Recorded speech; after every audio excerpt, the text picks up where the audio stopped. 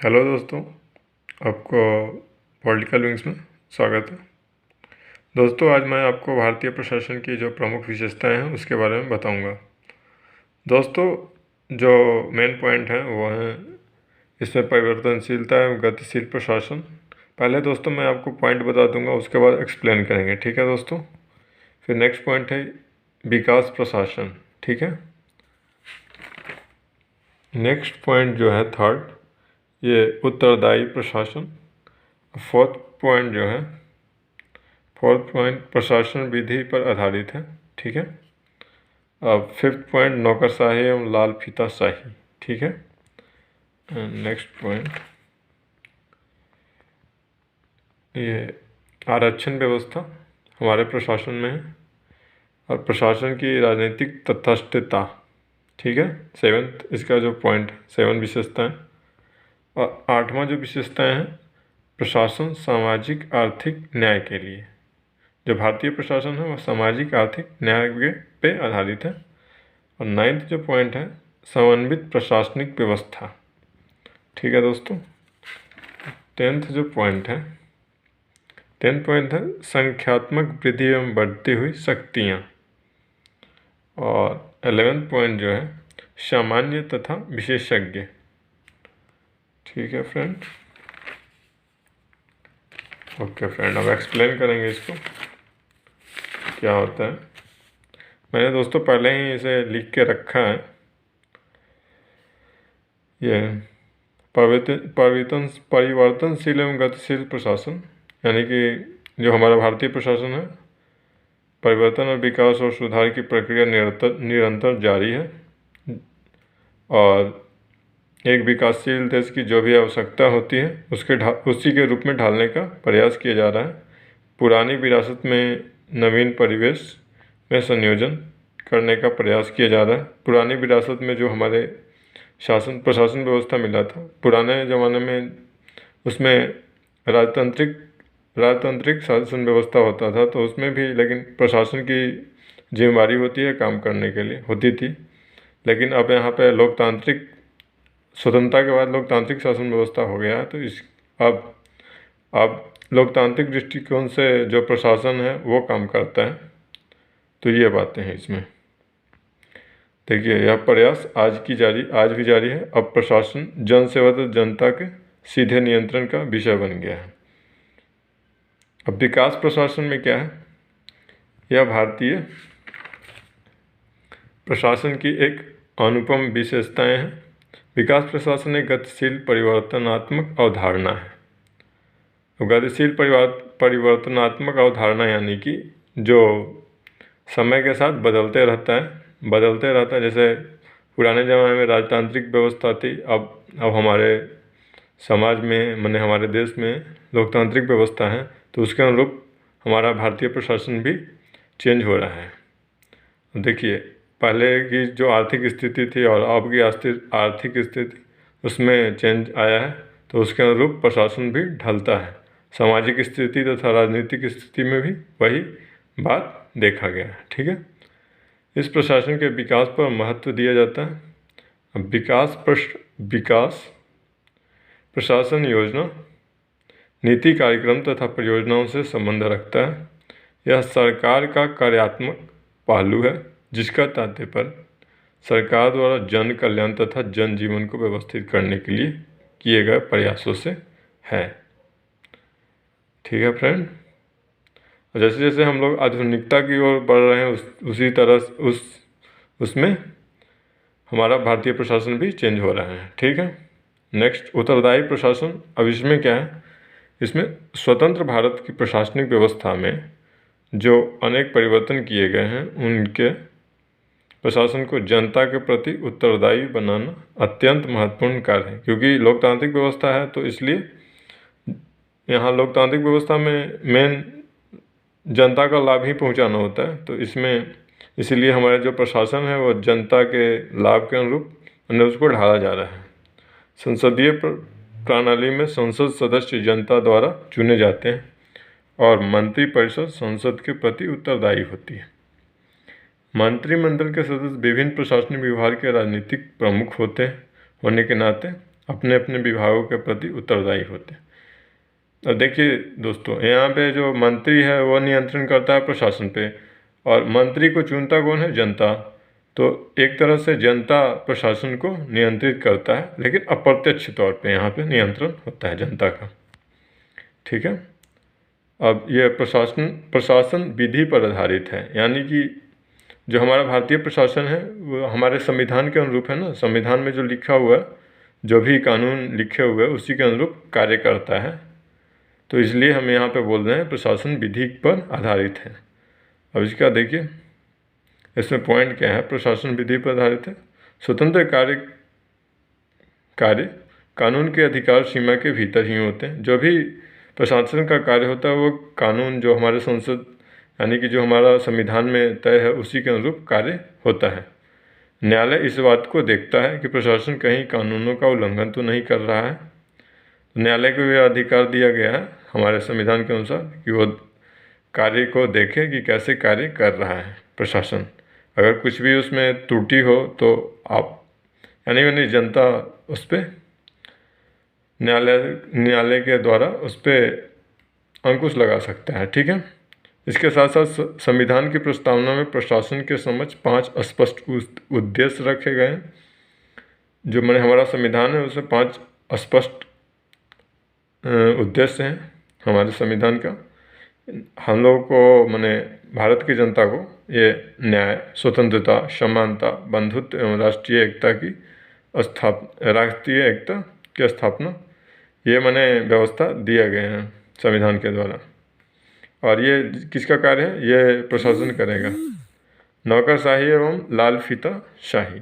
अब देखिए दोस्तों, ये जो पॉइंट है नौकरशाही और लाल फीताशाही का, नौकरशाही और लाल फीताशाही का जो मैंने इसका अर्थ क्या है? इसके अंतर्गत औपचारिकता को इतना अधिक महत्व दिया जाता है कि कोई भी निर्णय लेने के लिए एक लंबी प्रक्रिया से गुजरना पड़ता है और निर्णय लेने में काफ़ी विलम्ब होता है। अब लाल फीताशाही अनावश्यक विलम्ब नागरिकों की परेशानी और प्रशासनिक अकार्यकुशलता को जन्म देती है। यह भारतीय प्रशासन की ऐसी बुराई है जिस पर अब नियंत्रण कर पाना लगभग असंभव सा हो गया है। लेकिन दोस्तों, अब हम ये जो सोशल मीडिया का यानी कि वैज्ञानिक दौर में हम लोग का प्रशासन चल रहा है, तो उससे जो मैंने कंप्यूटर के आ जाने से जो ये लाल फीताशाही की व्यवस्था है वो थोड़ा कम हुआ है। क्योंकि अगर ऐसा कुछ भी समाज में देखा जाता है तो लोग उस पर कमेंट करते हैं और मैंने सोशल मीडिया पे उसको ट्रोल करते हैं। तो इससे क्या होता है कि वो जो भी अधिकारी होता है वो जल्दी उसे काम निपटाने का प्रेशर होता है ताकि उसकी माने बेइज्जती ना हो इसके लिए। और मंत्री का भी दायित्व होता है कि उसके माने कार्य जल्दी हो, ताकि लोग इससे क्या होगा, सोशल मीडिया पे बहुत लोग देखते हैं जिससे जनता में एक गलत भावना जाएगी ताकि सरकार काम नहीं कर रहा है। तो इसलिए मंत्री भी सोचता है कि जल्दी काम करूं। तो जो कंप्यूटर आ जाने से मैंने वैज्ञानिक तकनीकी आ जाने से ये लाल फीताशाही की व्यवस्था थोड़ी कम हुआ है और कंप्यूटर से जितने भी काम होते हैं वो जल्दी हो जाता है मंत्रालय में भी। तो इसलिए इसमें थोड़ा सा कमी आया है। आरक्षण व्यवस्था, अब दोस्तों जो भारत का संविधान है इसमें उन लोगों को आरक्षण दिया गया है जो माने पूर्व में उनको जो शोषण हुआ हो उसके आधार पे दिया गया है। इसमें इन लोगों के लिए भी भारतीय प्रशासनिक सेवाओं में नियुक्ति के लिए अनुसूचित जाति, अनुसूचित जनजाति और पिछड़े वर्ग के लिए आरक्षण का प्रावधान भारतीय प्रशासनिक व्यवस्था में की गई है। दोस्तों जितने भी जैसे सरकारी होते हैं, सरकारी मैंने जॉब निकलते हैं, उसमें यह देखा जाता है ना कि SC ST और जनरल के लिए अगर मैंने कुछ आरक्षण व्यवस्था रहता है तो जनरल के लिए भी आरक्षण व्यवस्था है अभी EWS वाले के लिए, और SC ST वाले को एग्ज़ाम फॉर्म में छूट मिलता है और उनको ज़्यादा अटेम्प्ट करने के लिए मौका मिलता है। तो ये सारे जो व्यवस्था हैं वो आरक्षण व्यवस्था के कारण ही होता है। अब प्रशासन की राजनीतिक तटस्थता, अब इसमें क्या है दोस्तों, ये जो पॉइंट है प्रशासन की राजनीतिक तटस्थता, यह माने जो हमारा भारतीय प्रशासन है यह किसी भी राजनीतिक पार्टी के अंडर ये काम नहीं करता। मैंने ऐसा नहीं कि किसी राजनीतिक पार्टी को फेवर करे, ऐसा नहीं है। ये अपना कार्य करता है बस, जो सरकार में होता है और जो सरकार कहती है उसके अनुसार ये अपना कार्य करता है। अब चाहे जो भी जो प्रशासन में जो भी व्यक्ति है उसका विचार चाहे कैसा भी हो, वो किसी भी पार्टी को सपोर्ट करता हो, लेकिन उसके काम में ये व्यवस्था नहीं दिखती है। ठीक है, तो यही है ये प्रशासन की राजनीतिक तटस्थता, यानी कि ये जो प्रशासन है वो किसी भी राजनीतिक माने दृष्टिकोण से प्रभावित नहीं होता है, यह बात है। नेक्स्ट, प्रशासन सामाजिक आर्थिक न्याय के लिए।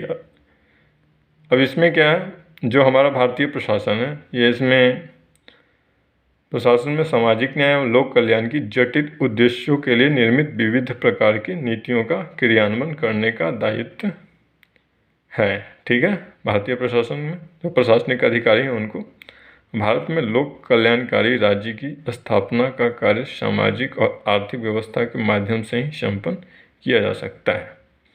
इससे प्रशासन किया जा सकता है। इससे प्रशासन का जो कार्य क्षेत्र है वह विस्तृत हो गया है।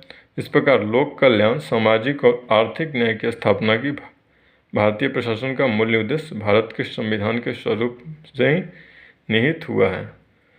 अब ये जो आर्थिक और प्रशासनिक, सामाजिक और प्रशासनिक न्याय की बात है, ये हमारे संविधान में ही दिया हुआ है। तो ये उसका मैंने भारतीय प्रशासन जो प्रशासनिक अधिकारी है उसका मौलिक दायित्व होता है कि वो उसे निर्वहन करे। अब यह देखिए, समन्वित प्रशासनिक व्यवस्था 9 पॉइंट जो है, भारतीय वैधानिक व्यवस्था में एकात्मक तत्वों के समावेश ने भारतीय प्रशासनिक व्यवस्था को समन्वित स्वरूप को निर्धारित किया है। संघीय सिद्धांतों के प्रतिकूल भारतीय संविधान में केंद्र और राज्यों के बीच सम्मिलित सेवाओं की व्यवस्था है। अब ये व्यवस्था कौन सी है दोस्तों, ये व्यवस्था है वो,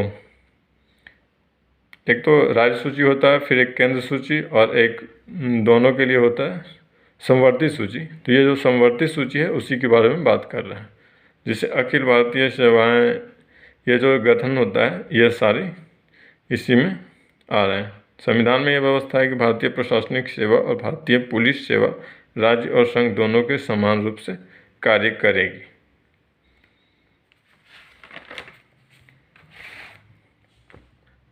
इन सेवाओं का सृजन का जो मुख्य उद्देश्य है कि अधिकतम अंतर्राज्यीय सहयोग और समन्वय स्थापित रह सके। अब ऐसा ही क्यों किया जा रहा है, ताकि जो हमारा देश है उसमें शांति बना रहे और केंद्र मजबूत हो, ताकि मैंने कोई भी राज्य ऐसा ना कहे कि मुझे भारत से अलग होना है, तो ऐसा हो नहीं सकता। यहाँ पे 10th जो है, संख्यात्मक वृद्धि में बढ़ती हुई शक्तियाँ। अब इसमें क्या है, जो प्रतिवर्ष मैंने कहीं भी प्रशासनिक व्यवस्था होती है उसमें 5.7% की वृद्धि होती है। प्रशासनिक व्यवस्था में हर एक वर्ष में 5.75% की वृद्धि होती है। यही संख्यात्मक वृद्धि एवं बढ़ती हुई शक्तियाँ के बारे में बता रहा है। अब चाहे वो कोई सा भी देश हो, इन सारे देशों में ऐसा होता है।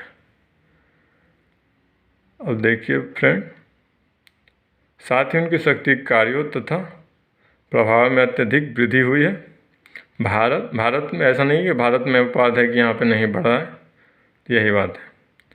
स्वतंत्र भारत की आर्थिक तथा सामाजिक कठिनाइयों ने एक कल्याणकारी राज्य तथा समाजवादी समाज की धारणा एवं उसकी स्थापना के विचार को बल दिया।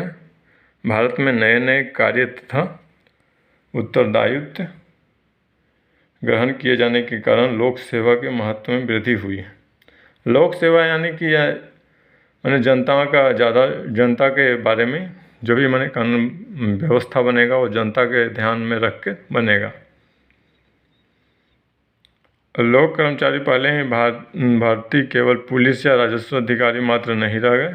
मैंने पहले ये होता था राजस्व अधिकारी और ये पुलिस अधिकारी तक रहता था, अब लेकिन बढ़ गया है। इसमें रेल के लिए भी तकनीकी अधिकारी ये सब आ गए हैं बहुत सारे, तो इसका दायित्व क्षेत्र बढ़ गया है। सामान्य तथा विशेष, अब ये जो पॉइंट है, स्वतंत्रता के पश्चात सरकार के कार्यों की प्रकृति में परिवर्तन होने के साथ ही लोकसभा के अधिकाधिक विशेष प्राविधिकों तथा दक्षों की नियुक्ति होने लगी है। फलस्वरूप लोक सेवा के अनेकतापन देखने में आ रही है। लोक सेवा में आज विशिष्ट प्रचालन है तथा तकनीकी कर्मचारियों की संख्या पहले की अपेक्षा अधिक है।